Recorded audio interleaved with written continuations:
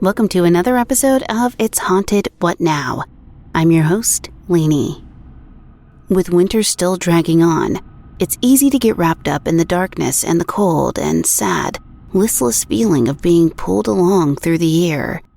Everything seems on edge. The trees are creaking with bare branches, and the ice echoes when it snaps in the night. A perfect setup for ghost stories, right? While I won't argue with you, I do think that some of the stories we've gathered here today have a little more of a spark to them, particularly if you stick around right to the end. After all, even if things keep going bump in the night, that little jolt of fear in your chest is a reminder that you're here and you're alive. Right? I think it's reassuring in a way. But without further ado, ready to get spooked?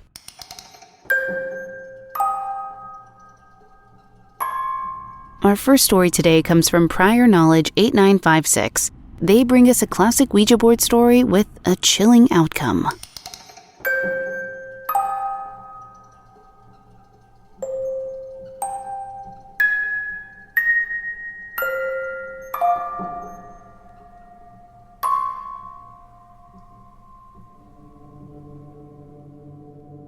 This happened to me and my siblings when we were very young, but the memory is very vivid. This was the most intense paranormal experience I've had in my life, and I just wanted to get it out there. To start, the house we lived in at the time was definitely haunted. My sister told me much later on that she would hear someone walking up the stairs and that a shadowy figure would stand in her doorway. I heard the steps back then, but I'd always assumed it was just her walking around. She said she hadn't told me because she didn't want to scare me. The house was very creepy at night, and I always felt a profound sense of being watched whenever I would pass certain spots. When I was 10, my big sister was 13 and our little brother was 8. I begged my sister to let us play with a little Ouija board keychain toy she had because I was fascinated by ghosts and the supernatural. I wasn't scared of ghosts at all. In fact, I loved them a lot and only thought they were interesting. It took a lot of convincing, but eventually my sister agreed to play with the board. We all sat down at the kitchen table, and my sister and I put our fingers on the planchette, asking if anyone was there. Immediately, the response was, yes. We spent a bit of time, of course, arguing over who was definitely moving it, and asking a few other benign questions. After a bit, we started getting scared, so we said aloud, "Let's stop." The planchette immediately moved to no. My sister and I quickly pulled our hands back. As soon as we did, we all heard a horrible screeching, one that didn't sound human at all. We each describe it a bit differently, but we all heard it. We ran to the other room, where we all sat huddled on the couch for a long time. Finally, I asked if anyone else heard that, to which we all just nodded. We stayed that way for hours until my dad came home. We didn't tell him about it, and nothing really came of it, but it was so terrifying that to this day, recalling it gives me chills.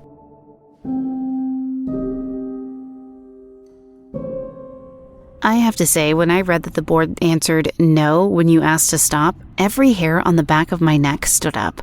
I would have shouted goodbye and walked away right then, of course after cleansing the board, but you probably didn't know to do that. Now, I'm glad nothing came of this event. We all know from stories we've heard on this show before that things can turn out much, much worse. Our next story is from Morphosi, with a strange encounter with an unknown creature late at night.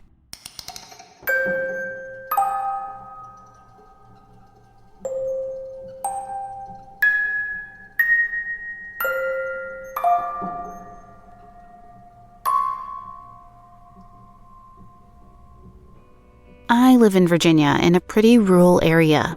My house is a townhome in a neighborhood right next to a middle school.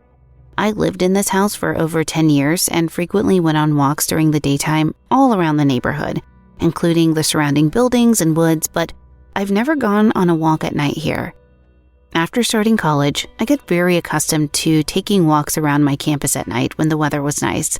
So now that I'm home for winter break and Virginia is in one of its weirdly warm winter weeks, I decided I may as well go on a walk at night here, since it's a safe area and night walks are almost a daily routine for me now. I left my house at around midnight. I headed over to the middle school and sat down on the concrete running track in the back field to relax and listen to some music in the one earbud I had in my ear. I lit a candle on the ground in front of me, which I know sounds strange, but it's a habit I've picked up from college, where I'm unable to light them in my dorm room, so I just take them outside. Nearby, I heard what sounded like a cough. Pausing my music, I looked around, but didn't see anything. Still, I'm an extremely paranoid person, so I was still very on edge, even though everything seemed fine. I sat there doing nothing for maybe 2 or 3 minutes before starting to settle back down, thinking maybe what I'd heard was just the leaves hitting the concrete track nearby as they fell. A bit of time passed and I heard the cough again. Suddenly, I saw something on its back hind legs sprint across the field faster than I'd ever seen anything move before. It got to the other side of the field and then continued to stand there on its hind legs. I couldn't see very well since it was dark and far away, but I initially thought it was a person, since I thought I'd heard coughing and it was running on 2 legs. When it was standing still, however, it was too large and weirdly proportioned to be human. It was screeching the whole time. It was a weird, loud, horror movie creature type screeching that made my ears ring. It seemed to have its back to me, so I took my change and ran home, faster than I ever could remember running in my entire life. I immediately started texting my friends about this strange event and Googling everything I could.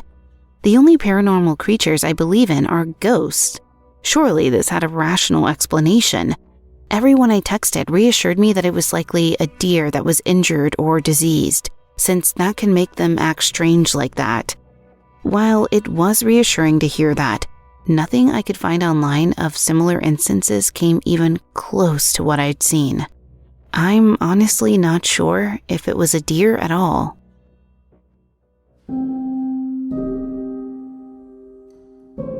Okay, so the curious side of me wants to Google exactly what a deer running on its hind legs looks like, but after hearing about your encounter, I'm also not positive that I want to see that or I want to know. So I'm not sure how I'd react if I met something like that out in the wild, but I can promise that I would not be calm, and running home honestly seems like it was the best solution. Our next story is from Braxton, bringing us a strange, unexplainable experience in their house that terrified them.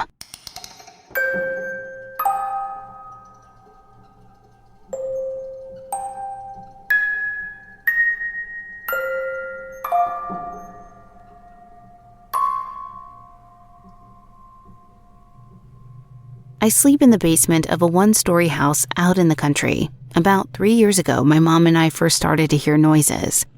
We had let the dog out around midnight, and when we were letting him back in, we heard a strange sound that no animal could make. It sounded like a large cat had its throat slit. It was like an unsettling, gurgling meow. My mom and I immediately stopped talking and looked outside to see if we could find the source of the noise. Of course, there was nothing there. The next incident happened a few months later when I was sleeping just outside my room because the futon I was temporarily using wouldn't fit through the doorway. It was late at night and I was just watching TV when I heard what sounded like someone moving things around just outside of the laundry room. The layout of my basement is pretty open, so from where I was, I could see nearly everything, except the laundry room. I thought maybe someone had come downstairs to get something out of the freezer, so I went back to watching TV. A few seconds later, I heard someone walking around barefoot. The floor is concrete, so the sound was pretty distinct. I sat up thinking someone was going to turn the corner, when the walking became the sound of someone running at full sprint. I heard the footsteps run directly past me, but no one was there. The footsteps disappeared into our unfinished bathroom and then suddenly stopped. After that incident, my dog started refusing to come downstairs. Shortly afterwards, I experienced my first and last sleep paralysis episode in that basement. I heard those same footsteps before a human-like figure, entirely pitch black, crawled towards me on all fours and got directly in my face before disappearing under the futon. Terrifying. The final incident happened probably 3 or 4 months later when I was finally sleeping back in my room properly. I was laying in bed when I heard those same footsteps again. This time it sounded like they were running around aimlessly. After a solid minute of this, they stopped in front of my door, and it went quiet for a few seconds. Then my doorknob began to jiggle back and forth. I've never had such a sense of dread as I did in that moment, and I've never been so scared in my life. I ran to my door, grabbed the knob, and sat with my back against the door, holding it closed with my body weight. I even risked a glance under the gap beneath the door, but there was nothing there. After about a half hour, I finally gathered the courage to move, and nothing happened. There was still nothing under the door. I slept with a steel bar that night. Since then, nothing else major has happened. Still, sometimes I go back into my room and close the door, but when I turn around, the door will be open again.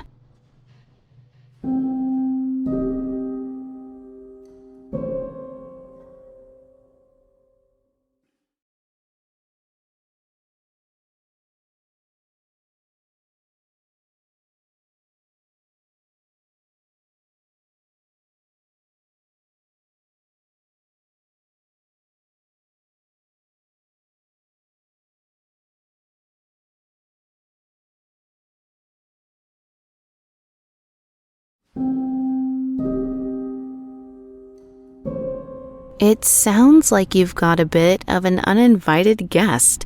I'm so glad that the sleep paralysis incident was really the first and last time you experienced that. When I get these stories and somebody describes their experience with sleep paralysis, it always terrifies me. And I always think, like, this is the night something like this is going to happen to me. And I hope that it never does, because these stories freak me out. And to couple it with what you've been experiencing would just be a horrible cherry on top of that crap cake. Now, I would have slept with the steel bar anyways, but after that incident, particularly so. Our next story is a bit of a different flavor. Dave 1066 comes to us with a tale of a premonition that they fully believed saved their life.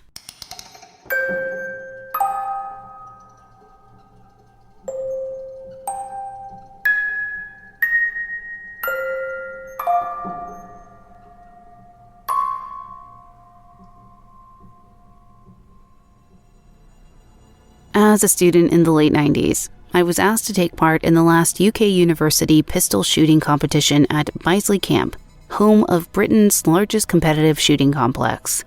I wasn't keen on it, as the Dunblane massacre had put a grim slant on things, and pistols were about to be permanently banned. With a significant amount of peer pressure, I agreed to go along. A minibus would take the team up, we'd have the competition, come home, and go to the pub afterwards for a laugh. The night before the competition, I had a crystal clear dream of a white Ford Capri and a horrible accident. A row of 4 orange-leafed trees, a broken axle, a Scottish woman with a small black dog asking if I was all right. I woke up that morning to be told our minibus booking had fallen through, and some guy called Luke would drive the 4 of us. I didn't know the guy, had never met him, never heard of him, knew nothing about him or his car, and had never been to Bisley. Luke was just a friend of a team member doing us a favor. Yet when he arrived, he was wearing the red jacket, black jeans, and a blue baseball cap of the person I'd seen in my dream. When he turned up at our halls of residence in a white 2-door Ford Capri, both myself and the friend I told about the dream essentially went pale and refused to get in the car. Luke was baffled. "Guys, you're being ridiculous. I had it serviced last month. It's old, but it's fine." "Nah, man," I said. "The front axle of that car is—" "What? The axle is fine." Luke was indignant and pissed off because we were late. Getting into the car, he threw it up and down the driveway a few times, slamming on the brakes to prove they worked, and barking at us to get in because we were late. The day goes fine, competition ends, we're all in high spirits. Afterwards, we get in the car and idiot Luke decided to speed up the main road out of the camp. Just as I screamed to stop the damn car, I wanted to get out. There was an almighty pop, followed by screeching as the car veered left into a row of 4 orange-leafed trees and came to a halt. What followed was lots of panic shouting and cursing. We got out of the car to find that the axle had snapped. A crowd gathered, drawn by the noise, and as I stood there, shocked and shaken, a small woman I felt I recognized came up and asked, in a Scottish accent, if I was all right. A small black terrier that she was walking sniffed absently near us.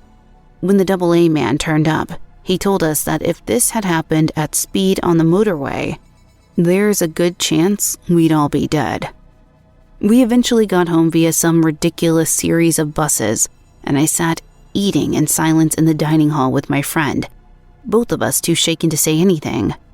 I described the whole thing to him that morning, and for several weeks afterwards he became quite distant, as though he mentally connected me with death itself. About a decade later we caught up, and the event came up in conversation. He found it much harder to talk about, but his comment has always struck me. He said that what I told him, and what occurred that morning, had forced him to see life in very different terms.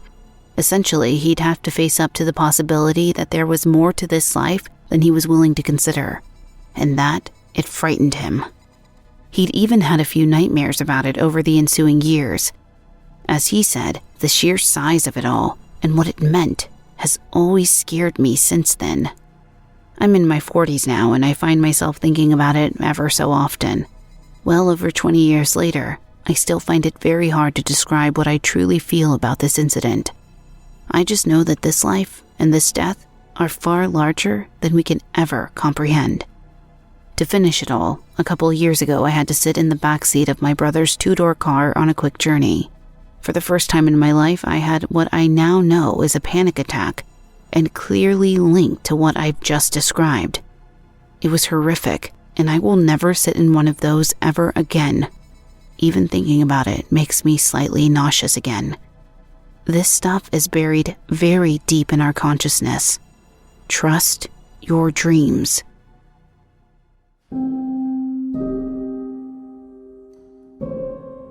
Stories like these are ones that sit with you, and I'm so glad that you shared yours. Our brains are capable of things that we still don't fully grasp the gravity of, so I don't think it's outside of the scope of imagination to say that dreams can be premonitions, especially when you hear stories like this. I'm so glad to hear that you all walked away safely. From the sounds of things, this could have been much worse. Trust your dreams, indeed. Our final story is one to leave a bright spark in your cold winter evenings. Unnerving Orphan comes to us with the tale of a visitor who came to collect their grandmother, so she wouldn't have to walk the path alone.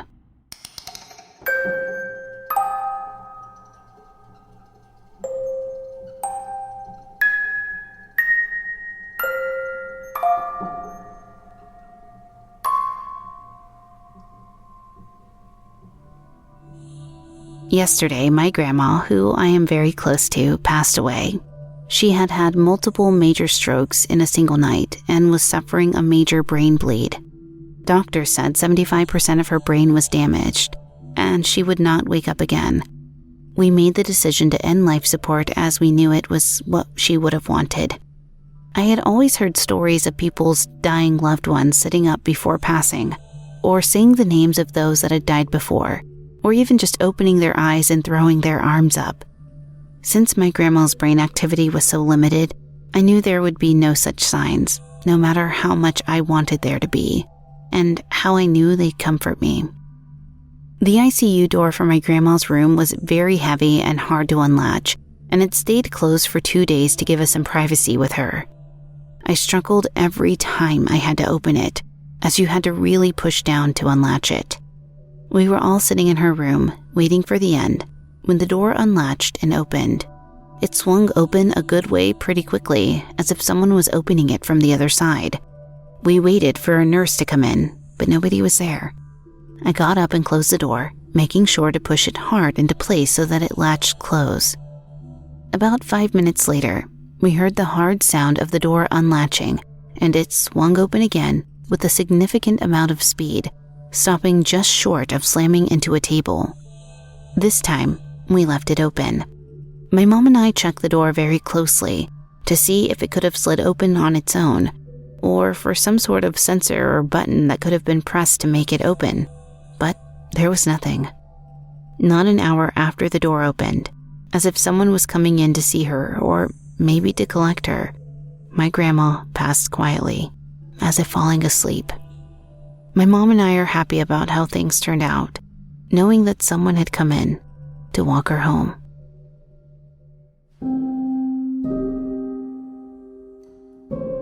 Now, I'm very close to my grandma, so this hit close to me. She's currently in the hospital with a broken hip, and so, you get a little nervous. She's 86 years old, and this was such a sweet story, and I'm glad that the experience was able to bring comfort to you and your mother. Losing someone you're close with is never easy, but to know that your grandmother not only had you all around her when her time came, but also someone to guide her to the other side, that's something sweet as springtime, and no one can take that comfort away from any of you. And, of course, the show sends its condolences to you and your family. Well, that does it for this episode. If you'd like to submit your own personal spooky tale to be read on the show, head to hauntedpod.com and click on the link to submit your story. You can also email me at hauntedpod@gmail.com. We thank you for listening. If you enjoyed this episode, please leave a positive review on Apple Podcasts or your podcast player of choice. It really does help. You can find us on Twitter at podcast_haunted, Instagram at It's Haunted What Now, or at hauntedpod.com. Production assistance provided by Jesse Hawk. Writing assistance by Meg Williams. The official composer and audiosmith for the show is Neeks at We Talk of Dreams. Check him out on Twitter at We Talk of Dreams or wetalkofdreams.com. Until next time. Did you hear that?